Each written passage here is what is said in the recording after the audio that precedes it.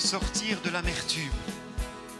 J'aimerais faire deux lectures, deux textes différents dans Hébreux chapitre 12, verset 15e, qui dit ceci: « Veillez à ce que nul ne se prive de la grâce de Dieu, à ce qu'aucune racine d'amertume poussant des rejetons ne produise du trouble et que plusieurs n'en soient infectés. » Amen. Et un deuxième texte dans Éphésiens, chapitre 4, le verset 31, qui nous dit ceci: « Que toute amertume, toute animosité, toute colère, toute clameur, toute calomnie et toute espèce de méchanceté disparaissent au milieu de vous. » Amen. Vous dites Amen à la parole du Seigneur ce matin? Même si peut-être elle va nous bousculer, elle va peut-être nous créer du trouble, mais que ce soit du trouble bénéfique. Oh là là, vous êtes là ce matin? Du trouble bénéfique qui va nous permettre de grandir avec le Seigneur. Ne prenez pas la parole de Dieu comme quelque part un jugement ou une condamnation, mais prenez-la comme étant une aide, un soutien, pour que vous puissiez aller de l'avant avec Dieu. Vous savez, l'amertume, qui peut se dire aujourd'hui qu'il n'a jamais eu d'amertume vis-à-vis de son conjoint, vis-à-vis de ses enfants, vis-à-vis de la famille, vis-à-vis de l'Église, vis-à-vis du pasteur ou des pasteurs? L'amertume, ça nous guette, mes amis. Elle est là comme une arme tranchante qui crée du tort à nos vies spirituelles et à nos vies en général. Non pas seulement parler du spirituel, mais nous savons que lorsque nous gangrénons, que nous avons de l'amertume au fond de nous-mêmes, nous ne sommes pas heureux.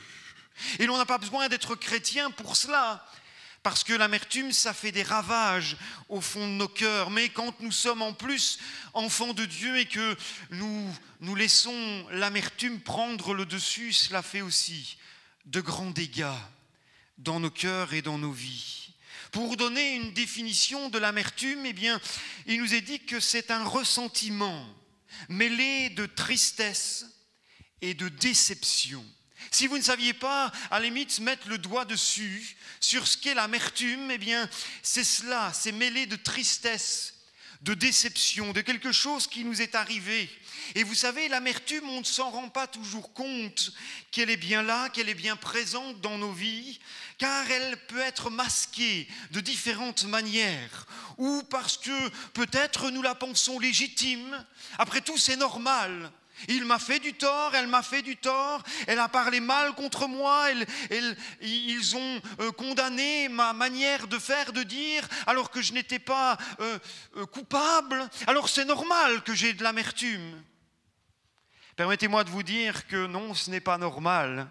Mais je ne veux pas vous condamner parce qu'en vous pointant du doigt, j'en ai 3 qui me pointent vers moi. Parce que chacun de nous, nous pouvons être et nous devons être sincères et honnêtes et authentiques devant Dieu en se demandant si réellement nous ne sommes pas pris par l'amertume. Et ce matin, ce sera à nous poser certaines questions pour savoir si l'amertume n'opère pas dans nos vies et n'agit pas en nous. Nous l'entretenons même parfois. Certains aiment cela. Aiment d'entretenir cette amertume.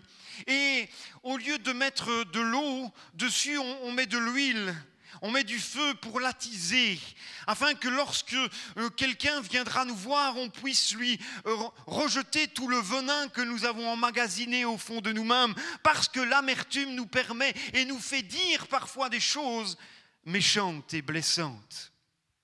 On se dit parfois, c'est le prochain qui va en prendre plein la vue. C'est pas vrai? Je suis le seul à dire cela. On en a tellement eu par des autres et on n'a pas su se défendre à ce moment-là. Le prochain qui va arriver, qui va nous faire une seule petite remarque insignifiante, va s'en prendre plein la tête. Par ce que nous avons mis au fond de nos cœurs, que nous avons emmagasiné. Et à un moment donné, c'est comme une cocotte minute, il faut que ça sorte. Mais ça ne sortira pas en faisant pshht, pshht. Ça va sortir en faisant pshht. Une vraie pression, hein? Ah oui. Et c'est ça l'amertume. C'est quelque chose que nous avons au fond de nous-mêmes, que nous entretenons, car elle nous aide à faire face à l'injustice. Et lorsque nous avons de l'amertume, eh bien on va voir tous ceux qui sont avec nous. Et tous ceux qui vont être d'accord avec nous. Et cela va entretenir en plus notre amertume, parce qu'on va se dire, je ne suis pas tout seul, les autres aussi me soutiennent, m'encouragent. La Bible n'est pas comme cela. Vous savez, on dit toujours que ce n'est pas les conseilleurs qui sont les payeurs. On va souvent voir des gens qui vont être d'accord avec nous, mais on va rarement aller voir des gens qui vont être contre nous. Ceux-là, on n'a pas envie d'entendre ce qu'ils ont à nous dire. On préfère entendre des paroles des autres qui vont nous conseiller de la même manière que nous pensons, que nous disons les choses, que nous parlons. Elle vient aussi d'une affliction, d'une aigreur, d'une douleur, d'un dégoût, d'un écœurement ou d'une rancœur. Qui n'a jamais été écœuré parfois? Vous savez, on peut être écœuré par ce que nous voyons dans notre société, dans notre monde. Hier, j'étais abasourdi avec mon épouse et même la caissière aussi. On avait devant nous une maman avec 3 enfants. Et je ne vous répéterai pas ce qu'elle a dit à la plus petite qui avait 3 ans, mais ça m'a écœuré. Elle a dit une de ces grossièretés que même moi, à l'âge de 15 ans, je ne dis pas à mon fils, et que je ne dirai jamais d'ailleurs. Et que la bienséance va me permettre de ne pas le dire ce matin. Mais c'était une grossièreté. Mais même la caissière a dit, oh, c'est pas possible. Et après, on veut que nos enfants parlent bien. On veut que nos enfants parlent d'une manière normale. J'étais écœuré, mon époux, on s'est regardé, il dit mais c'est pas possible. Moi, quand j'entends parfois des petits-enfants de 3 ans, 4 ans insulter leur mère, et que la maman, elle en rigole, je dis mais c'est pas vrai, dans quel monde on vit? On est parfois écœuré, mais je ne parle pas de cet écœurement-là, cette rancœur, je parle de l'amertume des choses que l'on nous a faites, et qui restent là, bien au fond de nous-mêmes. Elle évoque avec amertume l'échec d'un projet. Nous avions projeté des choses et malheureusement tout a tourné à l'envers. Et cela provoque en nous du regret, de la déception, l'échec, l'amertume qui prend le dessus. Alors ce matin, je vous repose la question, qui n'a jamais été atteint par l'amertume ? Tous, je pense, nous pouvons être atteints par ce mal, parce que je dis que c'est un mal grave. L'amertume, malheureusement, est dévastatrice dans nos vies. Et il est important, mes amis, de la déceler rapidement et de lutter contre elle, non seulement pour contrer les dégâts qu'elle va occasionner dans la vie des autres, mais aussi éviter des lourdes conséquences dans notre propre vie. Car, croyez-moi, l'amertume provoque des dégâts chez autrui et chez nous-mêmes également. On ne peut pas rester dans cet état. Et ce matin, si tu es pris par l'amertume, eh bien, tu es au bon endroit. Parce que le Seigneur veut t'en libérer, veut t'en délivrer, veut te dégager de l'amertume peut-être que tu as au fond de ton cœur et qui ne cesse de grandir et qui va provoquer un jour ou l'autre de graves conséquences vis-à-vis de ceux que tu entoures et de ta propre vie. Et nous allons voir ce matin ensemble comment s'en débarrasser. Vous êtes d'accord avec moi ?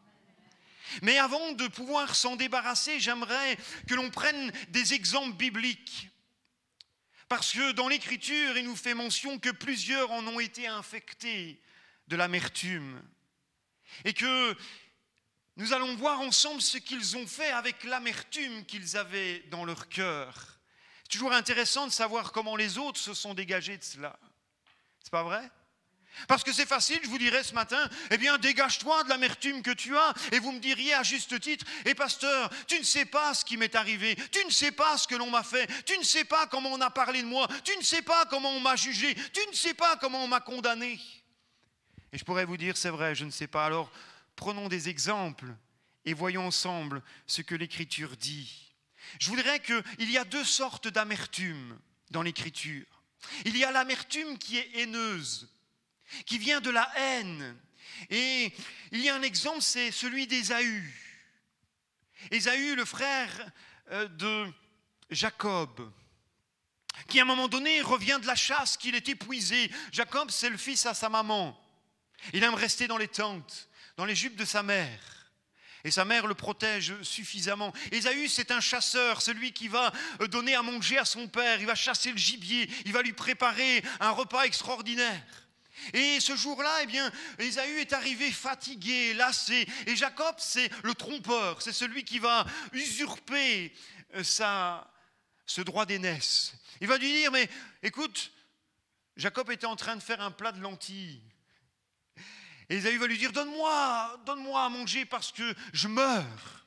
Et Jacob va profiter de la fatigue d'Ésaü en disant, mais écoute, vends-moi ton droit d'aînesse et tu auras un bol de lentilles. C'est pas cher payé, hein? Vous trouvez pas?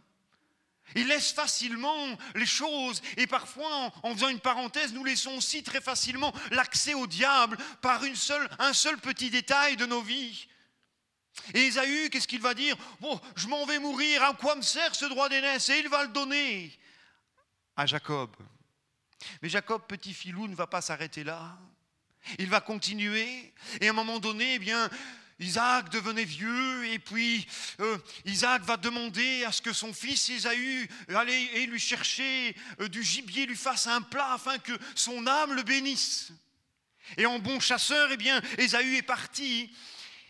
Mais sa mère a eu l'oreille très ouverte. Elle va dire, écoute, tu vas te déguiser, tu vas aller mettre des poils sur tes bras. Et Jacob va être tout tremblant en disant, mais moi, je n'ai pas la voix d'Ésaü, je n'ai pas son pelage non plus. Mais son père était vieux, ne voyait quasiment plus, et donc sa mère lui a préparé un chevreau comme Isaac aime bien. Et c'est alors que Jacob va se présenter devant son père, et vous connaissez l'histoire, à un moment donné, son père, après avoir mangé et repu, va proclamer une bénédiction vis-à-vis de son fils, qu'il croit être Ésaü, mais c'est Jacob. Et à peine avoir terminé, Jacob s'en va, qu'Ésaü arrive avec son plat, mange mon père, et bénis-moi. Isaac va se dire, mais c'est pas possible, j'ai déjà mangé, j'ai déjà donné la bénédiction. Et Ésaü, voyez-vous, il nous est dit dans Genèse chapitre 27, verset 34, lorsqu'Ésaü entendit les paroles de son père, il poussa des forts cris pleins d'amertume. Et il dit à son père, bénis-moi aussi mon père. On connaît, on discerne que la colère d'Ésaü est bien là, flagrante.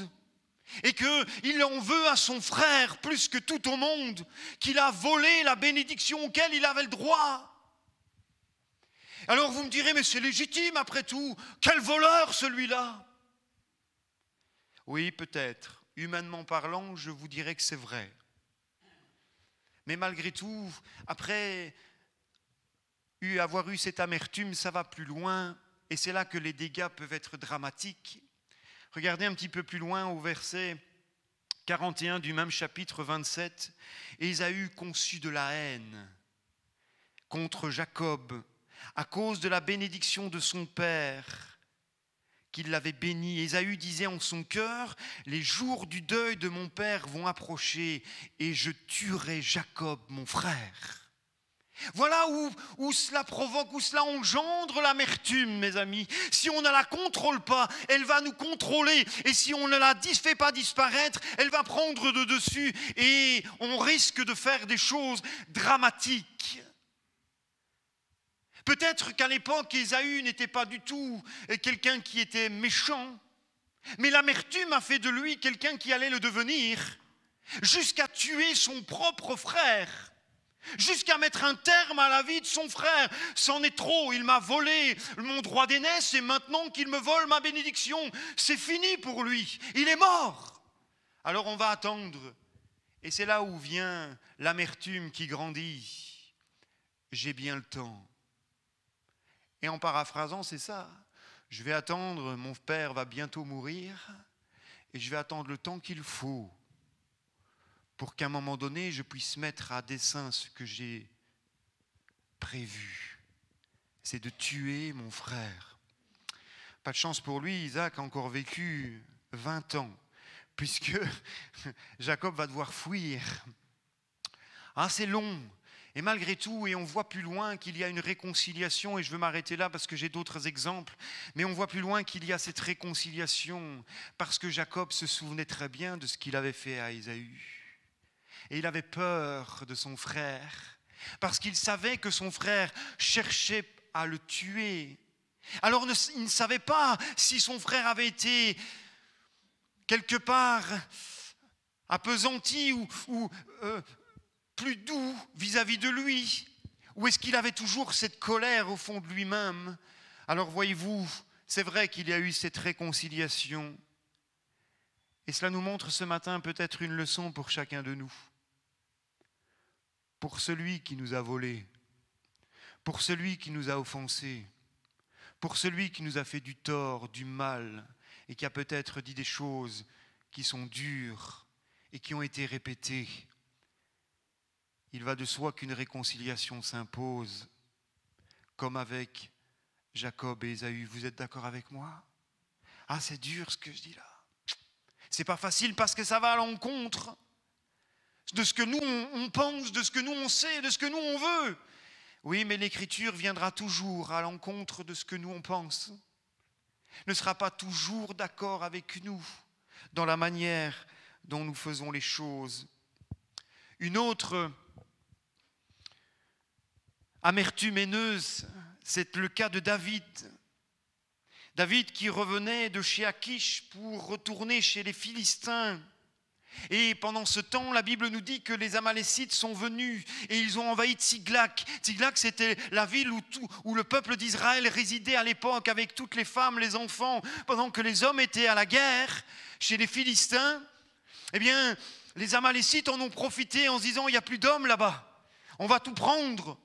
On va prendre les femmes, les enfants, les filles, on va prendre le bétail, le menu, le gros bétail, et on va tout emmener. Et en plus de surcroît, ils vont brûler la ville. Et quand, à un moment donné, David va revenir avec ses hommes, il va voir que la ville a été brûlée, qu'il n'y a plus personne. Alors ça a été l'angoisse dans le cœur. Ça a été terrible pour eux tous, non seulement pour David, mais vous savez... La Bible nous dit dans 1 Samuel chapitre 30 verset 6, David fut dans une grande angoisse.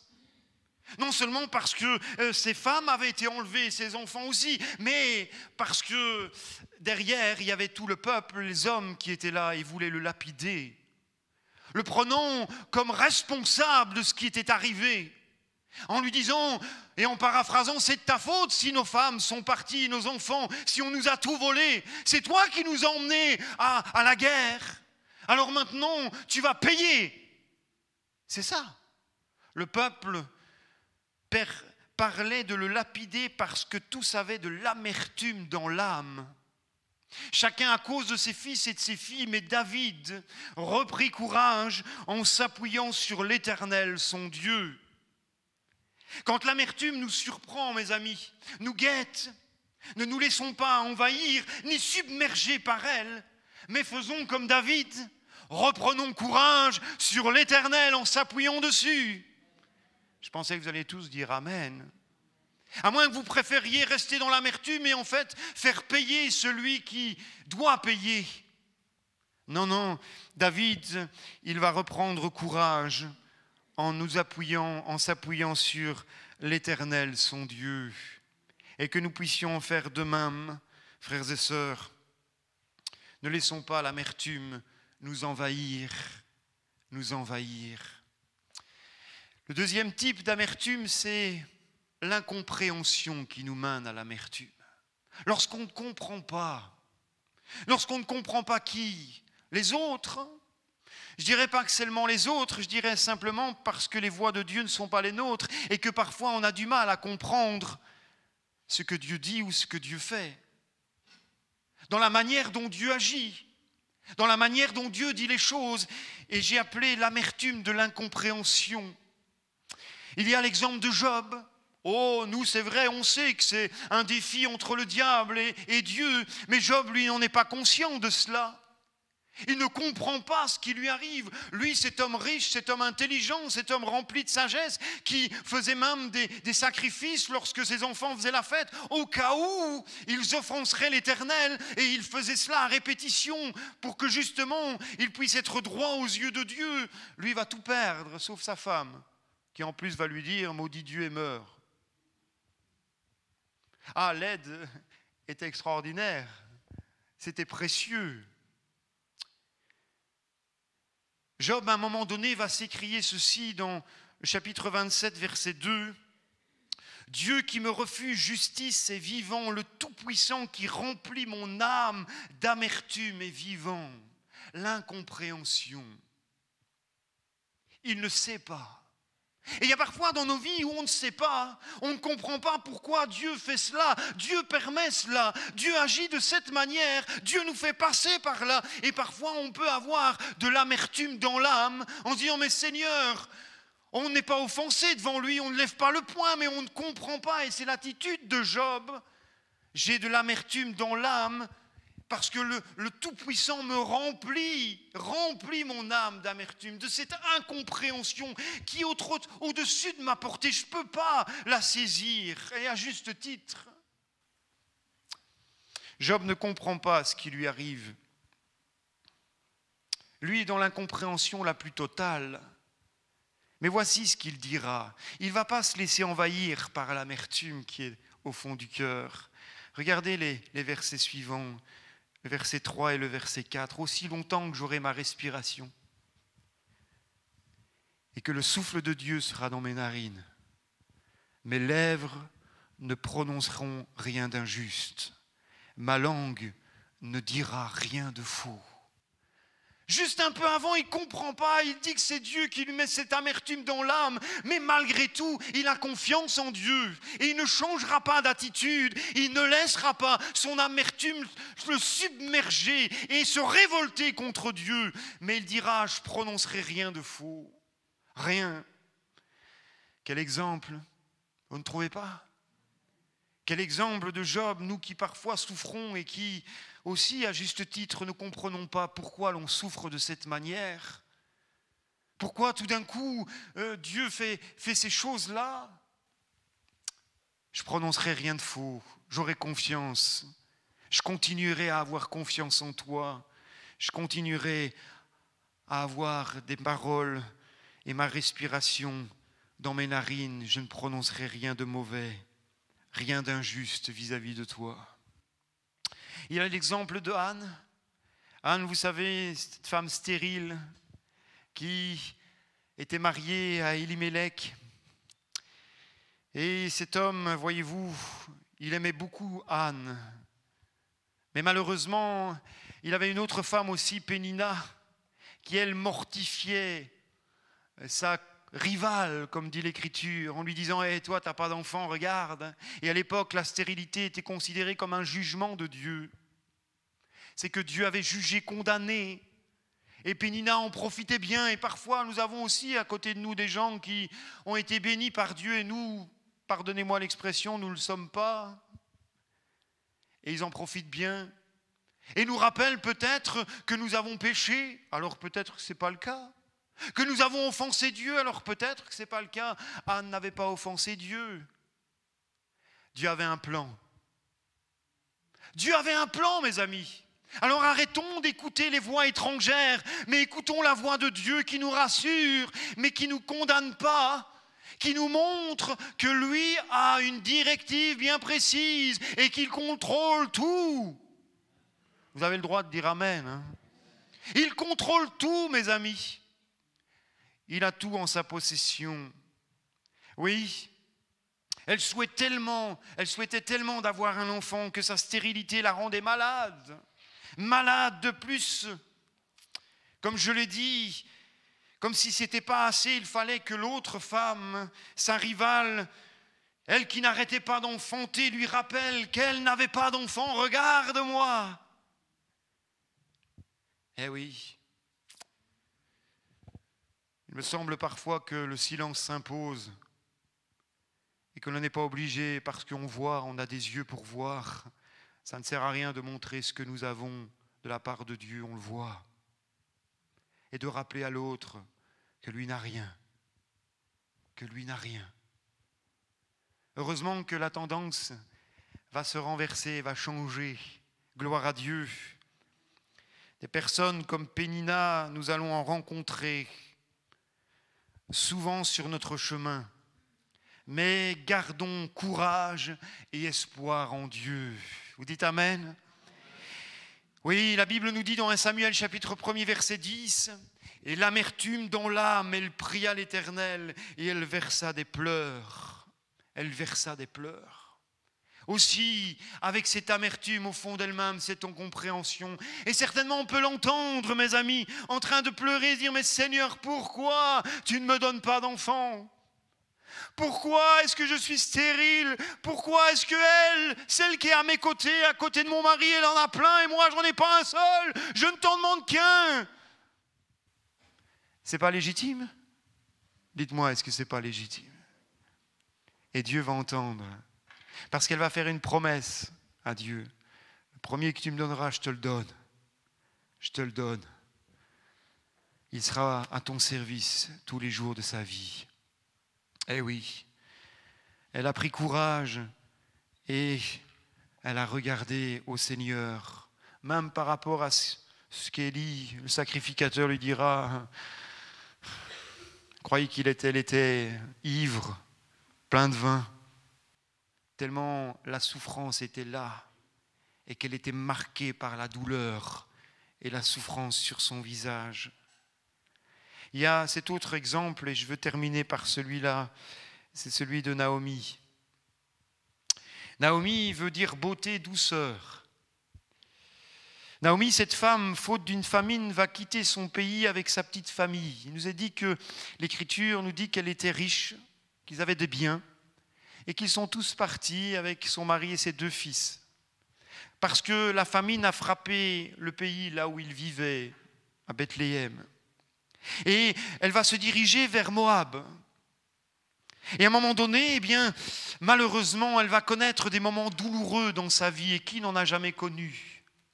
À peine arrivée dans le pays de Moab, voilà qu'elle va perdre son mari. Il va mourir. Elle va connaître le deuil. Elle va rester avec ses fils, Machlon et Kiljon, pendant de nombreuses années. Elle va vivre avec ce deuil. Et malgré tout, le bonheur va pointer à un moment donné parce qu'elle va marier ses 2 fils. Et je m'imagine que la douleur s'est un tant soit peu diminuée par rapport à la perte de son mari. Et voilà que ses 2 fils, à peine mariés, vont lui être ôtés aussi. Dans ce pays, là où elle est, loin de chez elle, elle va tout perdre et elle va se retrouver avec ses 2 belles-filles au bout de 10 ans. 10 ans pour vivre des moments douloureux, difficiles. 10 ans pour vivre le deuil 3 fois. Et nous savons qu'à l'époque, déjà perdre son mari, c'était difficile. Et heureusement qu'il y avait les fils. Souvenez-vous de cette dame, lorsque Jésus est près du cimetière et que l'on emmène cet homme, ce jeune homme. Cette femme, elle avait tout perdu. Parce que c'était celui qui allait pouvoir aider la famille, ce jeune. Alors que maintenant, elle avait déjà perdu son mari, voilà qu'elle perd son fils et Jésus va le ressusciter, va le rendre à sa mère. Mais là, ses 2 fils vont mourir, il ne lui reste plus que ses belles-filles. Et la Bible nous dit qu'elle va demander à ses belles-filles de repartir parce qu'elle n'a plus rien à leur donner. Et les 2 belles-filles vont pleurer, vont dire « Non, on veut rester près de toi. » Elle dit « Mais est-ce que même si j'aurais un mari, le temps que j'ai des enfants, je ne pourrais pas vous les donner tout de suite? Alors retournez. » Et il nous a dit que Orpa, une de ses belles-filles, est repartie, mais que Ruth est restée auprès d'elle. Et avec Ruth, elle a été aussi dure en disant « Mais retourne, ne reste pas avec moi, je n'ai plus rien à t'apporter, plus rien à te donner, retourne dans ta maison, dans ta famille. » Et Ruth va lui dire « Ne me presse pas de partir, là où tu iras, j'irai. Là où tu demeureras, je demeurerai. Ton Dieu sera mon Dieu. » Waouh! Et elle va rester auprès de sa belle-mère. Elle va rester auprès de sa belle-mère. La Bible nous dit que Naomi va rester privée de ses 2 fils et de son mari. Elle va se retrouver avec ses deux belles filles. Dans Ruth, au chapitre 1er, versets 20 à 22, alors qu'elle va revenir, parce qu'ils vont décider de repartir vers Bethléem, les gens de la région sont heureux de la revoir et ils vont l'appeler Naomi, de son prénom, ce qui est normal. Mais elle va dire ceci: ne m'appelez pas Naomi, appelez-moi Mara. Et Mara, vous savez ce que ça veut dire? Amertume. Amertume. Parce que Naomi, elle avait de l'amertume dans l'âme. Ne m'appelez plus Naomi, c'est plus la grâce et la beauté qui est sur moi, mais c'est l'amertume qui me remplit. C'est l'amertume qui a fait son œuvre, parce que le Tout-Puissant m'a rempli d'amertume. Une fois de plus, c'est l'incompréhension. Une fois de plus, c'est des questionnements à n'en plus finir et se dire, mais pourquoi en fin de compte tout cela m'arrive? Déjà mon mari, ça ne suffisait pas, il fallut que mes 2 enfants meurent aussi. Oui, amertume. J'étais dans l'abondance à mon départ et l'Éternel me ramène les mains vides. Il n'y a plus rien. Pourquoi m'appeliez-vous Naomi après que l'Éternel s'est prononcé contre moi et que le Tout-Puissant m'a affligé? Ainsi revinrent du pays de Moab Naomi et sa belle-fille Ruth, la Moabite. Alors, pour terminer, comment pouvons-nous nous débarrasser? Que faire lorsque nous constatons que l'amertume est dans notre cœur? Alors la première des choses, c'est se poser des questions. Pourquoi? Pourquoi? Pourquoi est-ce que j'ai cette amertume? Quelle est la cause de l'amertume qui est en moi? Bien souvent, il s'agit d'un sentiment d'injustice ou d'une blessure infligée par quelqu'un. La première chose à faire est vraiment de prendre du recul et d'identifier la cause de cette amertume. Pourquoi elle a pris naissance? Pourquoi elle a pris vie en moi? Pourquoi elle fait son œuvre? Pourquoi elle m'afflige? Pourquoi elle m'avilit? Pourquoi elle m'arrête? Pourquoi elle me stoppe? Quelle est la cause de mon amertume, de ce ressentiment, afin de pouvoir trouver les solutions adaptées? Parce qu'il y a des solutions. Et gloire à Dieu pour les solutions. Alors après avoir posé cette question, pourquoi il faut se sonder? Quelles sont les conséquences sur ma vie? Quelles vont être les conséquences de l'amertume qui est en moi? Et par rapport à ce que nous avons vu au travers de tous ces exemples, qu'est-ce que nous allons faire ce matin avec l'amertume qui est en nous? La première chose à faire, c'est d'essayer de réfléchir en toute honnêteté aux conséquences de cette amertume. Et vous allez être étonnés de voir qu'en fin de compte, nous sommes les premières victimes de cette amertume. Ce n'est pas les autres, mais c'est d'abord moi qui suis infecté par cette amertume. Et sans doute nous nous privons nous-mêmes des bénédictions en entretenant l'amertume dans nos vies.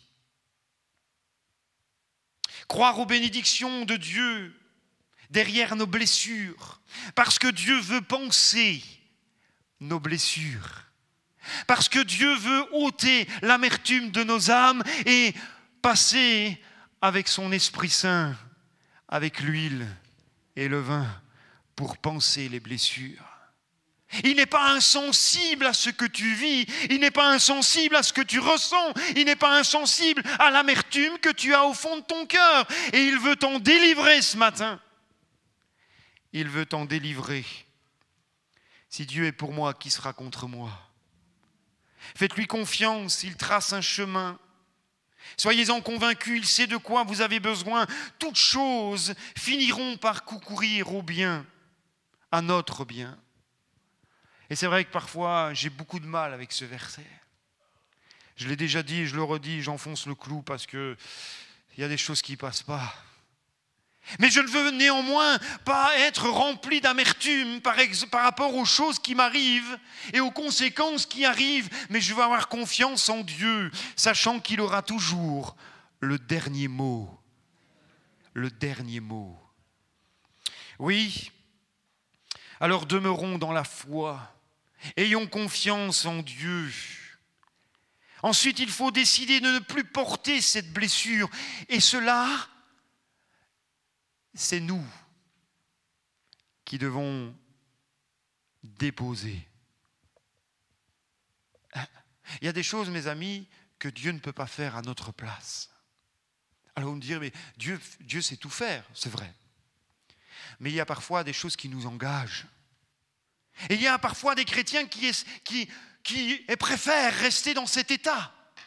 Après tout, ils aiment que l'on vienne couramment les voir et les consoler, les soutenir, les encourager, alors que quelque part, c'est eux qui continuent à gangréner ce qu'il y a au fond d'eux-mêmes.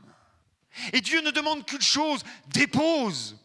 Et ce matin, il te le demande, il presse dans ton cœur, dépose. Et je prendrai. Mais tant que tu ne déposes pas, Dieu ne prend pas.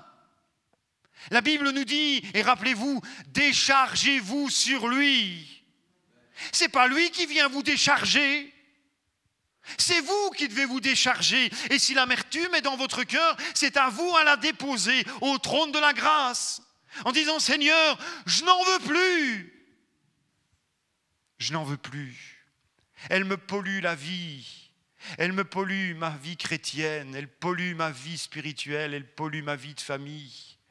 Elle pollue même ma vie au travail. Parce que parfois on met l'amertume sur une dent. Vous saisissez ? J'ai une dent contre lui. Ou j'ai une dent contre elle. C'est une molaire.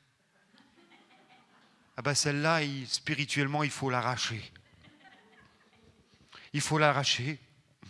Sinon, elle va gangréner. Et elle va, pardonne-moi l'expression, mais te polluer dans ta vie tout entière. Eh oui. Vous avez été blessé, victime, et peut-être vous avez subi ensuite le déni ou l'injustice. Déposez tout cela aux pieds de Jésus et pardonnez. Amen. Il n'y a pas eu beaucoup d'amen. Hein. Pardonnez. Oh là, frère. Bon, je veux bien déposer, mais ça ne suffit pas. Je veux bien me décharger, mais ça ne suffit pas. Je veux bien lui donner ma dent, ma molaire, contre qui j'ai quelque chose. Mais pardonner, tu m'en demandes trop, ce n'est pas moi qui le dis. Vous savez, la Bible est claire.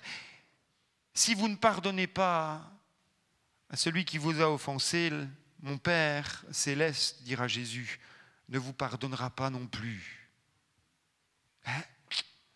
C'est difficile. Eh oui, et c'est pour ça que nous avons besoin de l'Esprit de Dieu en nous, pour nous y aider. Vous savez, je pourrais vous donner des témoignages de personnes qui ont été tuées, on a tué les parents, et que à un moment donné, dans une réunion d'évangélisation, cette personne qui a tué les parents de l'autre vient et se convertit. C'est l'amertume dans l'âme qui est là. Et puis on se décharge, dit Seigneur, je ne veux pas être rempli d'amertume, et le Saint-Esprit va plus loin, c'est bien.